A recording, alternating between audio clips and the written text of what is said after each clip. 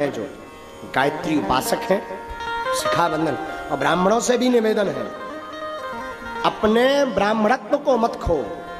आप त्रिकाल संध्या नहीं कर सकते, एक काल की संध्या करो, गायत्री मंत्र का जाप करो, शिखा रखो, तिलक लगाओ, मुख से गालियां मत बको। और जो ब्राह्मण इन नियमों पर चलता है तो राजा तो केवल अपने देश में पूजा जाता है, पर विद्वान सर्वत्र पूजा जाता है। विद्वान की सर्वत्र पूजा होती है, सभी जगह। और बड़ा सुंदर अवसर चल रहा।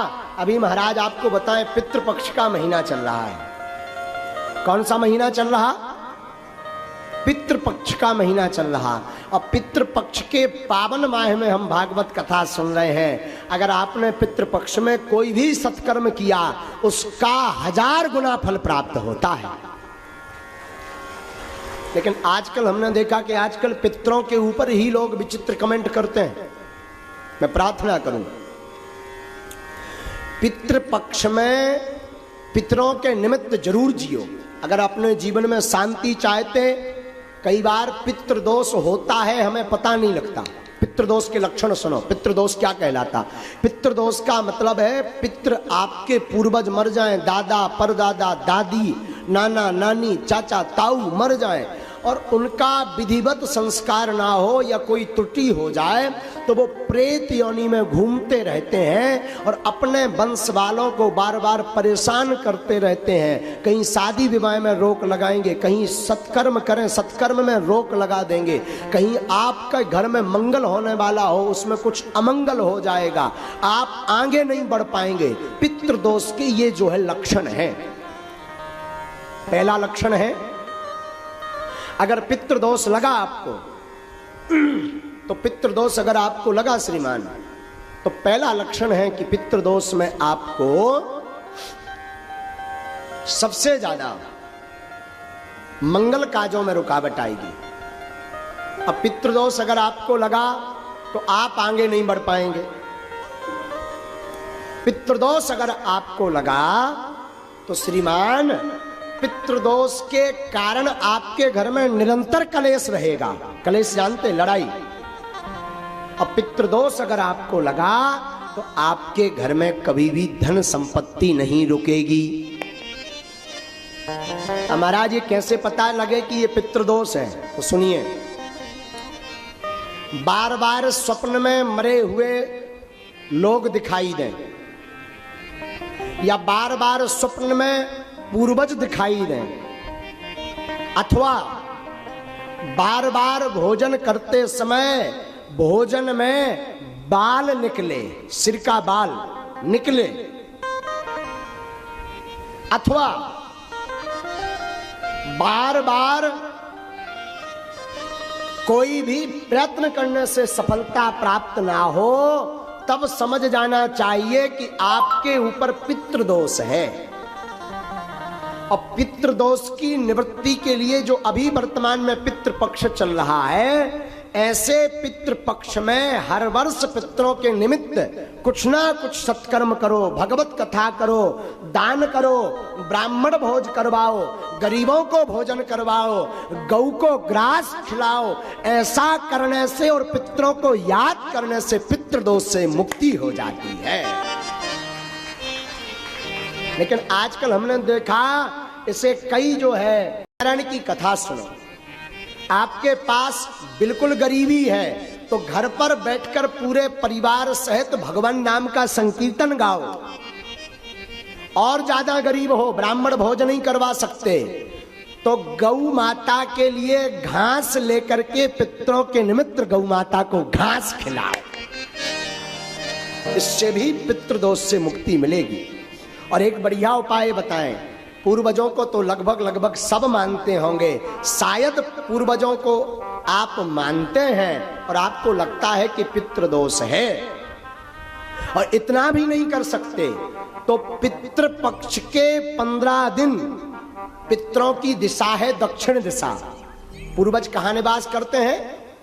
दक्षिण में। वैसे तो 15 दिन तक उनको जल दें, 15 दिन तक उनके नाम का दीपक रखें, 15 दिन तक दक्षिण दिशा में उनके नाम का भोजन रखें।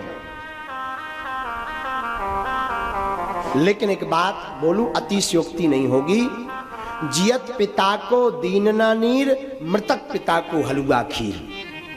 जब तक बाप जिंदा रहो सो पानी नहीं पिलाया, और पिताजी मर गए सो हलवा खीर खवा रहे। हमारे पिताजी कौवा बन के आएंगे और कौवा बन के खाएंगे ठठरी के बरे है? जब तक बाप जिंदा रहा तब तक पानी नहीं पिलाया, और मर गया तो कह रहा कौवा बन के आएगा। कौवा को अंग्रेजी में क्या कहते हैं? क्रॉक्स। हाँ, जो भी हो समझ जाओ है? तो जियत पिता को पानी नहीं पिलाया, मर गया तो बाप कौवा बन के आएगा। और सुनिए, जियत पिता को दंगम दंगा, मृतक पिता पहुंचाए गंगा।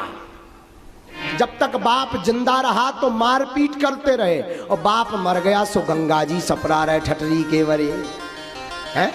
हमारी प्रार्थना है, मरने के बाद पितृदोष का विधि तो करो, पर जीते भी पितृ कृपा प्राप्त करने के लिए माता पिता की जिंदा में ही सेवा करो।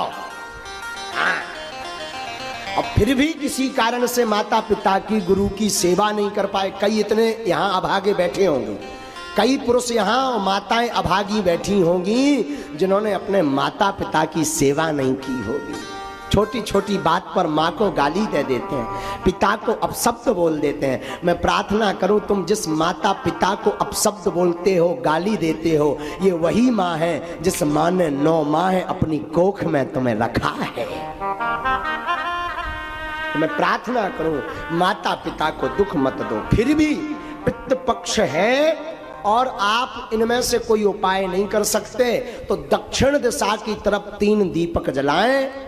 सरल उपाय सुनिए, दक्षिण दिशा की तरफ 3 दीपक जलाएं और अपने पूर्वजों को प्रणाम करके बोलें, हमसे जो भी भूल हुई क्षमा करना, और उनकी याद में 2 आंसू बहा दें। इससे बड़ा श्राद्ध का कोई उपाय नहीं है। सबसे सरल। ट्रेंडी साड़ियों पर 25% तक की छूट पाएं अपने पहले मीशो ऑर्डर पर। अभी डाउनलोड करें।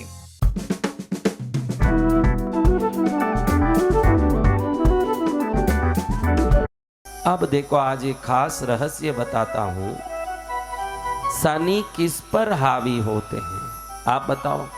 आज जो सुना, कभी जीवन में नहीं सुना होगा ये बात। बड़े से बड़े ज्योतिष या तांत्रिक ये बात नहीं बता सकता कि शनि के साथ राहु का संबंध पितरों के साथ पिताओं के वंश का संबंध है, वहां पितृदोष है।